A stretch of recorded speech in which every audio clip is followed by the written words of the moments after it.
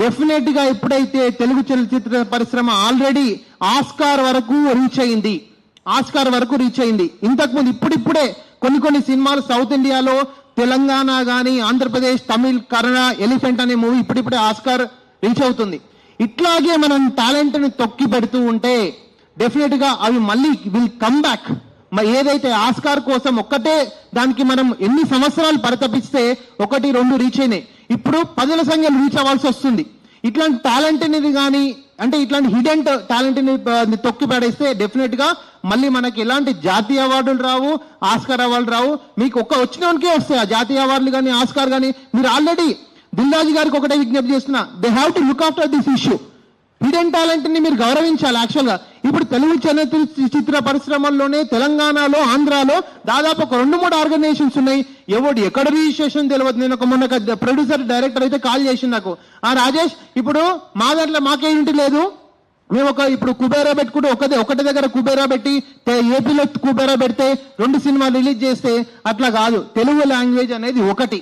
ఈ ఇష్యూస్ అన్నిటిని రేవంత్ రెడ్డి గారు, అక్కడ చంద్రబాబు నాయుడు గారు, ఇక్కడ ఏ క్లాష్ వస్తున్నాయి అనేటివి, ఇంకా ఈ విభజన సమస్యలో ఇవి కూడా ఒక సమస్యలుగా భావించి దీనికి అన్యత భావించకుండా దీనికి ఒక సొల్యూషన్ చూపిస్తే హిడెన్ టాలెంట్స్ ని మనము ఎంకరేజ్ చేసినట్టు అవుతాం డెఫినెట్ గా. అంతేకాకుండా ఇప్పుడు ఈ ప్రిఫిక్స్ సఫిక్స్ అనే దీనికి ఒక solution either copyright trade act లో ఇవన్నీ కూడా భాగమే. ఏదైనా కథను తీసుకొని ఇప్పుడు అదేంటిది మన నాగచైతన్య మూవీ తీసుకున్నాడు, ఆ కథ అట్లాంటి దానికి ఒక పద్ధతి ఉంటుంది, లెక్క ఉంటుంది, ఒక అగ్రిమెంట్ ఉంటుంది, దాని ప్రకారం మూవీ చేస్తారు.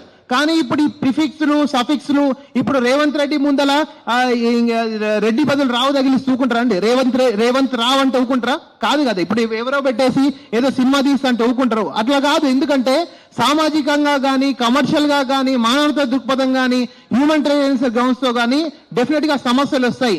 ఈ ప్రిఫిక్స్ సఫిక్స్లు అనేది దానికి ఒక సొల్యూషన్ పలకాల్సిన బాధ్యత తెలంగాణ ప్రభుత్వంది, ఆంధ్రప్రదేశ్ ప్రభుత్వంది కూడా ఉంది.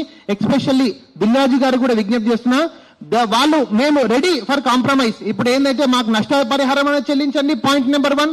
లేకపోతే మీరు 200-300 కోట్ల బడ్జెట్ లో మాకు షేర్ అని ఇవ్వండి, లేకపోతే మీరు టైటిల్ పీకే అవతల వేసి మీరు ఏమన్నా చేంజ్ చేసుకోండి. అదర్వైజ్ లాస్ట్ ఆప్షన్ ఇంకా పోరాబాయ్, నువ్వు బతుకుతే బతుకు అనే ఉద్దేశంతో చెప్తున్నాము.